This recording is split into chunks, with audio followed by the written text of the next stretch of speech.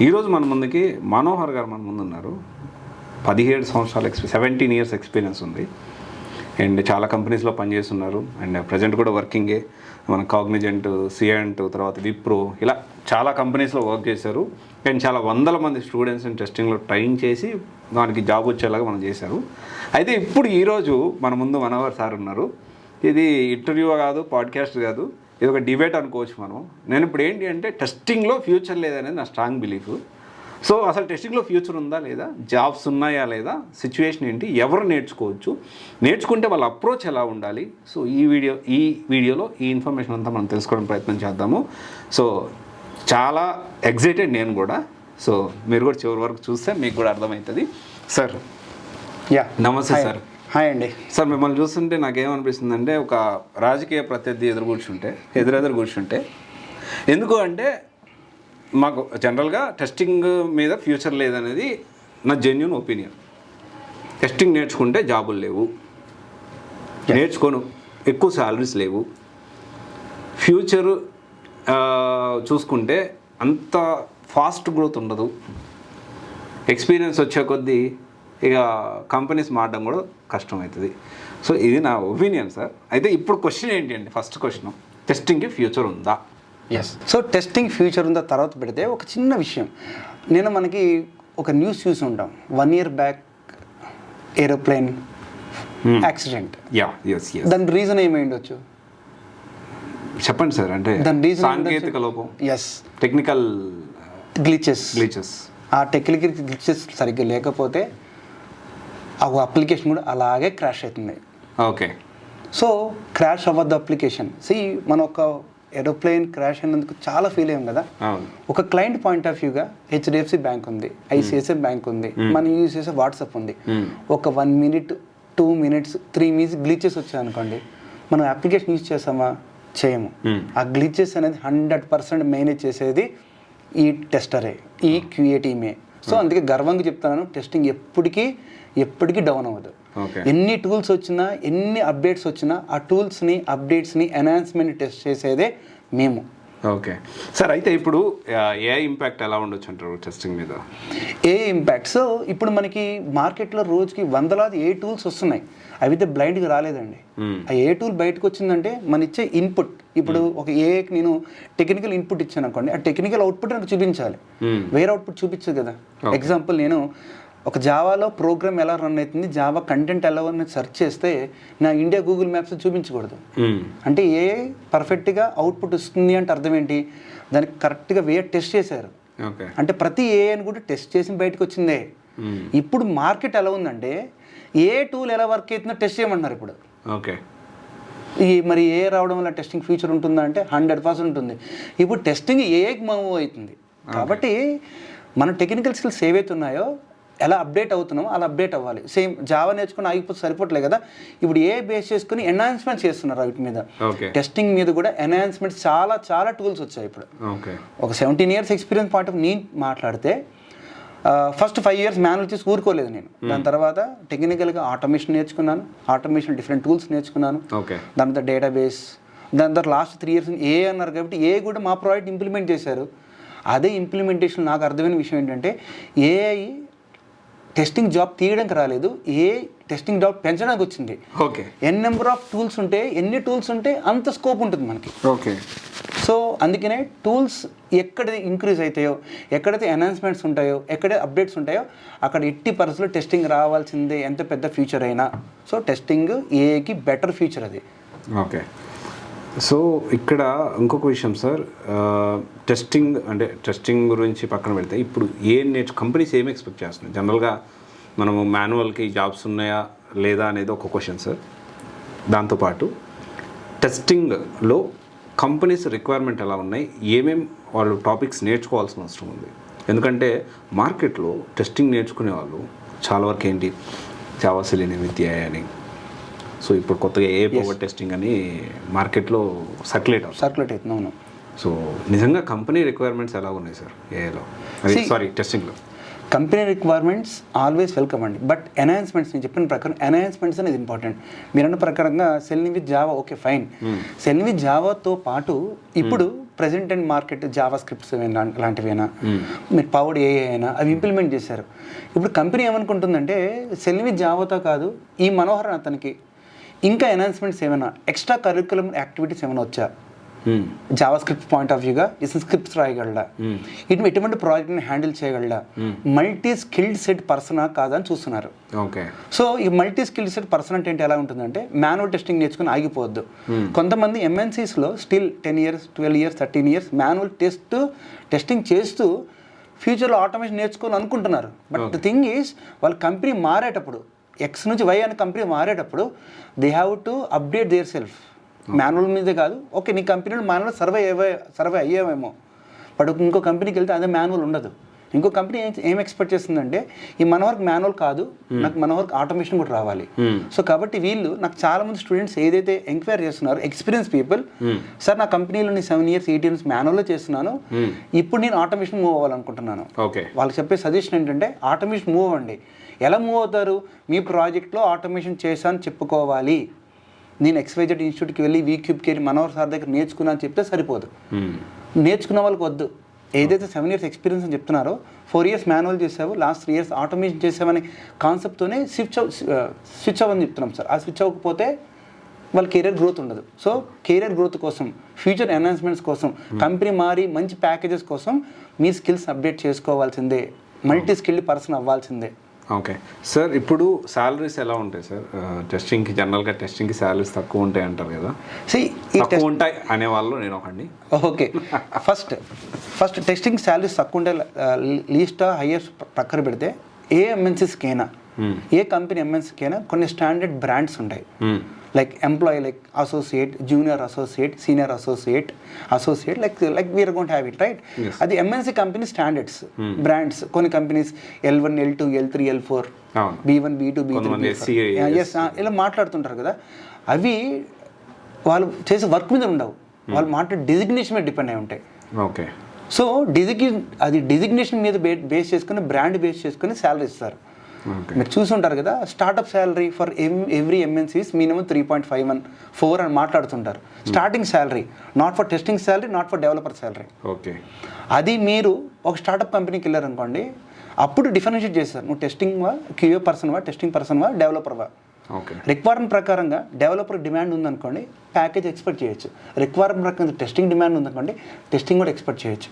ఇక్కడ రేషియో ఎలా ఉంటుందో డిమాండ్ మీద డిపెండ్ అయి ఉంటుంది. అక్కడ ఏ డిమాండ్ ఉందో అంత హైయెస్ట్ ప్యాకేజ్ ఎక్స్పెక్ట్ చేయొచ్చు. టెస్టింగ్ వాళ్ళు తక్కువ ప్యాకేజ్, సరే నాకు టెస్టింగ్ ప్యాకేజ్ తక్కువ ఉంది, నాకు నెలకు 10,000 ఇస్తున్నారు స్టార్ట్అప్ కంపెనీకి వెళ్తే, లైఫ్ లాంగ్ 10,000 స్టార్ట్అప్తోనే బతకం కదా.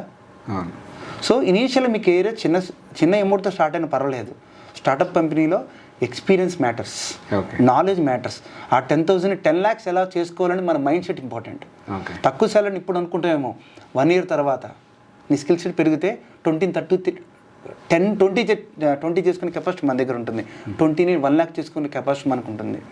అందరూ చెప్పే ఒకటే విషయం, నా career day 1 10 lakhs salary package రాలే, నాకు మంత్లీ 1 lakh ప్యాకేజ్ రావడానికి నాకు 8 years టైం పట్టింది. స్టూడెంట్స్ కూడా అదే చెప్తాను, నువ్వు ఒక సక్సెస్ చూడాలనుకుంటే యూ హ్యావ్ టు వెయిట్. ఒక నైట్లో వచ్చే సక్సెస్ రేపొద్దున ఉండదు అది.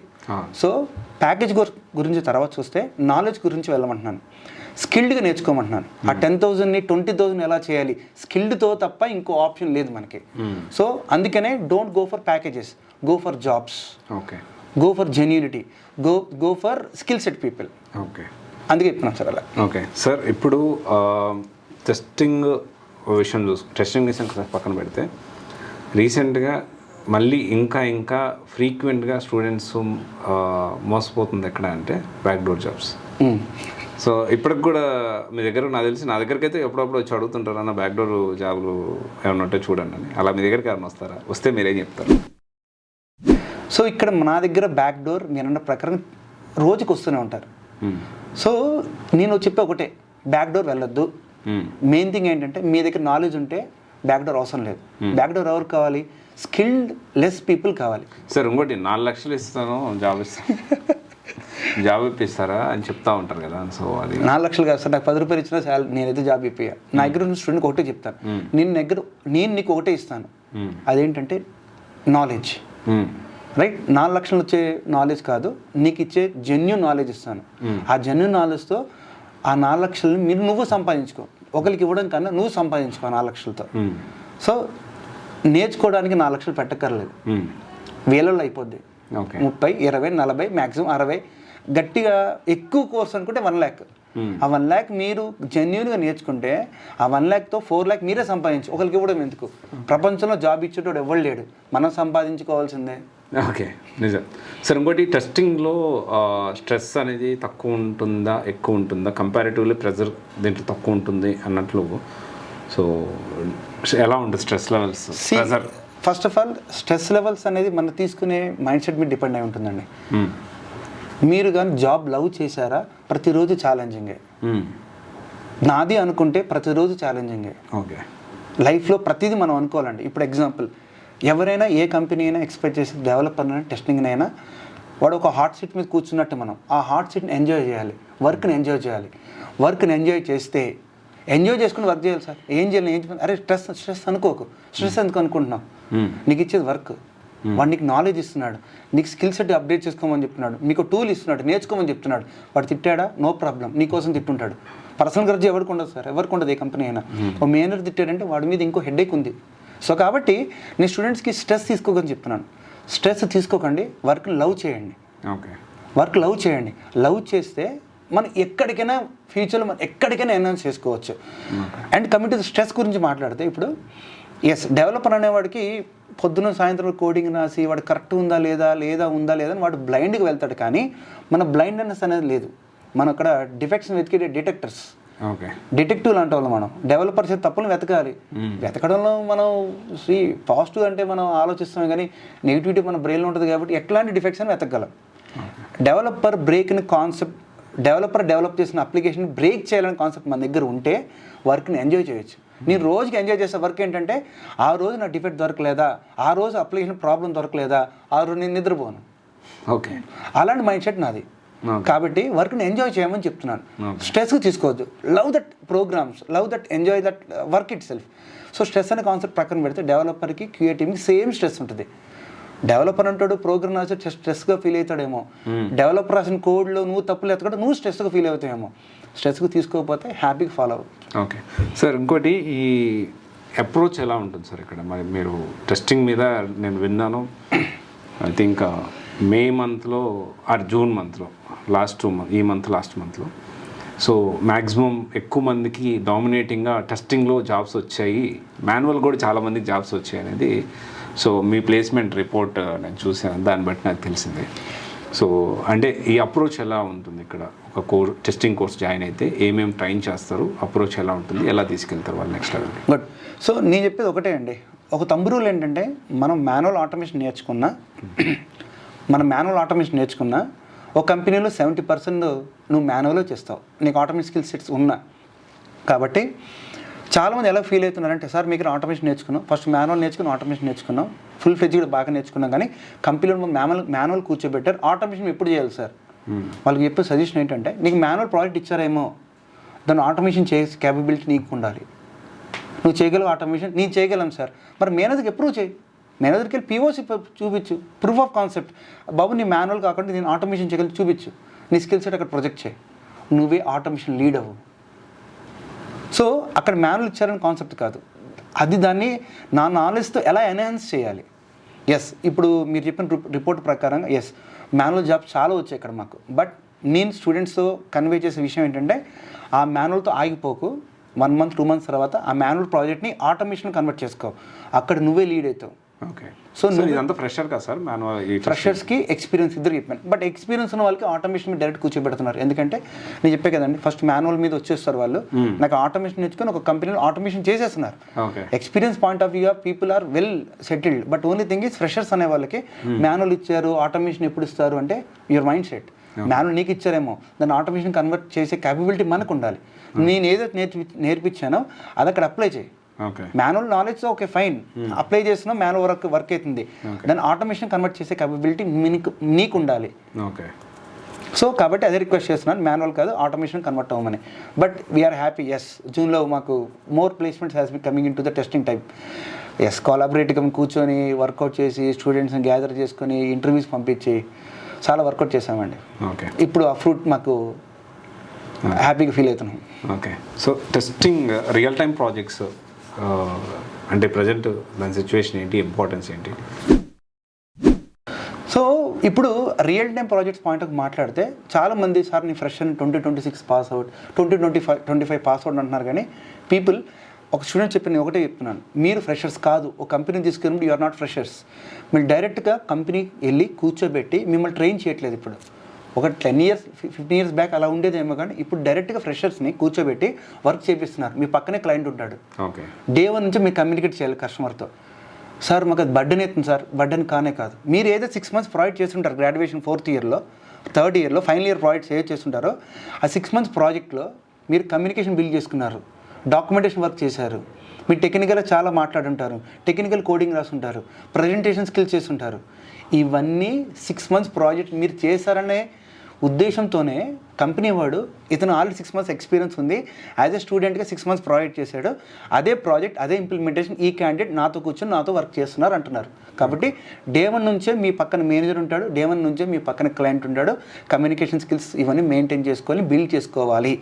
ఓకే సార్, ఇప్పుడు ఫేక్ ఎక్స్పీరియన్స్ పెట్టుకొని జాబ్ తెచ్చుకుంటా అంటే మీరేమంటారు? నేను ఒక స్టూడెంట్కి ఫేక్ ఎక్స్పీరియన్స్ వచ్చి సెలెక్ట్ చేసి కంపెనీ పంపిస్తే నా ఉద్దేశం ప్రకారంగా యాజ్ ఎ కంపెనీ మేనేజర్ కింద నా కింద వర్క్ చేసేవాడు టెక్నికల్ స్ట్రాంగ్ అవ్వాలనేది డే 1 నుంచి నేను ఆలోచిస్తాను. రైట్. అలాగే మీరు అన్న ప్రకారంగా ఫేక్ గురించి మాట్లాడితే మన తెలుగు ఇండస్ట్రీలో చాలామంది హీరోస్ ఉన్నారు, but super stars, good stars ఆ డెడికేషన్ పెట్టుకొని టెక్నికల్ నాలెడ్జ్ బేస్ చేసుకొని మీరు కంపెనీకి వెళ్తే ఎక్కడైనా సర్వ్ అవ్వచ్చు. ఆ టెక్నికల్ నాలెడ్జ్ ఇచ్చే క్యాపబిలిటీ మా దగ్గర ఉంది. మా వీక్యూబ్ సాఫ్ట్వేర్ సొల్యూషన్స్లో ఓ 5 years experience, 6 years experience knowledge ఇచ్చే క్యాపబిలిటీ మాకుంది. మీ రెజ్యూమ్ ఎలా బిల్డ్ చేసుకోవాలి, ఒక ఫ్రెషర్ నుంచి ఒక ఎక్స్పీరియన్స్ పాయింట్ ఆఫ్ రెజ్యూమ్ ఎక్కడ ఏ లూప్ హోల్స్లో రెజ్యూమ్ మీకు రిజెక్ట్ అయ్యే ఛాన్సెస్ ఉన్నాయి. సో ఎలాగ రెజ్యూమ్ పెట్టుకుంటే 5 years ఎక్స్పీరియన్స్ పెట్టుకున్నప్పుడు మనం ఎలాగ ఇంటర్వ్యూ ప్రిపేర్ అవ్వాలి, టెక్నికల్ ఏ క్వశ్చన్స్ అడిగితే ఎలా సర్వే అవ్వాలనే కాన్సెప్ట్ అయితే 100% ప్రొవైడ్ చేస్తాం. మా వీక్యూబ్ సాఫ్ట్వేర్ సొల్యూషన్స్లో స్టూడెంట్ కార్డు కోసం ఎంతైనా తప్పిస్తాం. ఒక స్టూడెంట్ లైఫే మాకు ఇంపార్టెంట్. వాడు స్టూడెంట్ ఒక అమౌంట్ కడతాడు కదా, ఆ అమౌంట్ కట్టేదానికి వాల్యూ చూపించాలి. వాడు కట్టే ప్రతి 1 rupee 2 rupees కూడా మనం వాల్యూ చూపిస్తాం. సో కాబట్టి ఇక్కడ డబ్బులు కట్టి మోసపోకండి. అంటే ఎలాగంటే డబ్బులు కట్టి మోసపోకండి అంటే కన్సిస్టెన్సీ మెయింటైన్ చేయమంటున్నాను. మీరు కట్టే అమౌంట్కి వాల్యూ చూపించండి, రెస్పెక్ట్ చూపించండి. రైట్. ఆ రెస్పెక్ట్ చూపిస్తే ఆ అమౌంట్తో మీరు మంచి కెరీర్ స్టార్ట్ చేసుకోవచ్చు. ఓకే. సో టెస్టింగ్ ఎవరు నేర్చుకోవచ్చు? ఎలిజిబిలిటీ క్రైటీరియా మనం గమనిస్తే ఎలిజిబిలిటీ క్రైటీరియా అంటే first of all any graduates are eligible. Okay. అది MBA అయినా, MCOM అయినా, BCOM అయినా, బీటెక్ అయినా, BE అయినా ఎవరైనా ఎలిజిబుల్. ఓకే. మాకు ట్రైనర్ ఉన్నారు ఆదినారాయణ సార్ అని, అతను ప్యూర్ ఫార్మా బ్యాక్గ్రౌండ్. ఓకే. అతను ఒక MNCsలో వర్క్ చేస్తున్నారు దీని మీద డేటా అనలిస్టిక్స్. ఓకే. ఫార్మా బ్యాక్గ్రౌండ్ ఎక్కడండి, IT బ్యాక్గ్రౌండ్ ఎక్కడండి. మనం నేర్చుకోవాలి, మనం సర్వే అవ్వాలి అనుకుంటే ఎక్కడైనా సర్వ్ అవ్వచ్చు. నేర్పే స్టూడెంట్ ఒక్కడికి ఏంటంటే ఎవరైనా మంచి నేర్చుకుందాం, ఒక టెక్నికల్ నేర్చుకుందాం అనుకుంటే ఎవరు వద్దంటారు? నేను స్టూడెంట్కి చెప్తాను, సార్ మరి నేర్చుకోగలం సార్, నువ్వు నేర్చుకోవాలని తప్పునున్నప్పుడు ఎవరు వద్దంటారు? తప్పేం కాదు కదా. ఆ నాలెడ్జ్ నేర్చుకొని we can survive anywhere irrespective. నీ బ్యాక్గ్రౌండ్ సంబంధం లేదు నాకు. నువ్వు ఎన్నుకునే డెస్టినేషన్ ఏం పెట్టాలనుకుంటున్నావు, నీ గోల్ ఏంటి, 5 years తర్వాత ఎక్కడ ఉండాలి. ఇప్పుడు కాదు, ఇప్పుడు నువ్వు ఒక సర్వే కంపెనీకి వెళ్ళాలి. ఫస్ట్ కంపెనీ ఇన్ అవ్వడం ఇంపార్టెంట్. ఆ ఇన్ అయిన తర్వాత 5 years తర్వాత ఎక్కడ ఉండాలి గోల్ ఫిక్స్ చేసుకోండి. 5 years తర్వాత స్టూడెంట్ ఒకటే చెప్తాను, బిజినెస్ పాయింట్ ఆఫ్ ఆలోచిస్తాను. Knowledge is like a business. మీ దగ్గర నాలెడ్జ్ ఉందనుకోండి, ఈ నాలెడ్జ్తో 1 year తర్వాత ఒక కారు కొనుక్కోవాలి, ఈ నాలెడ్జ్ 1 year తర్వాత ఒక ఇల్లు తీసుకోవాలి, ఒక 4 years తర్వాత ఆ ఇల్లు EMIs కట్టేసేయాలి, ఒక 10 years తర్వాత స్టేబుల్ పొజిషన్గా ట్రైనర్ అయి కూర్చోవాలి. నేను ఈ గేమ్ అంతా నాలెడ్జ్తోనే ఆడుతున్నాను. నేను గేమ్ ఆడేది నాలెడ్జ్తోనే సార్. నేనుతో మాట్లాడేది ఏదైనా నా దగ్గర ఉన్న నాలెడ్జ్తోనే మాట్లాడుతాను. నాలెడ్జ్ లేకుండా మీరు నాతో మాట్లాడరు, నేను మీతో మాట్లాడను sir. Win to win. Student గెలవాలనుకుంటే నేను గెలవాలి ఫస్ట్. నేను గెలుస్తాను కదా సార్. నేను గెలవాలంటే వాడు స్టూడెంట్ సెలెక్ట్ అయ్యి వాడు సక్సెస్ఫుల్ రేషియో క్రియేట్ చేసుకుంటేనే మాకు ఒక స్టూడెంట్ సెలెక్ట్ అయితే ₹1 కోటి ఇస్తారు. ఆ ₹1 కోటి ఆనందం.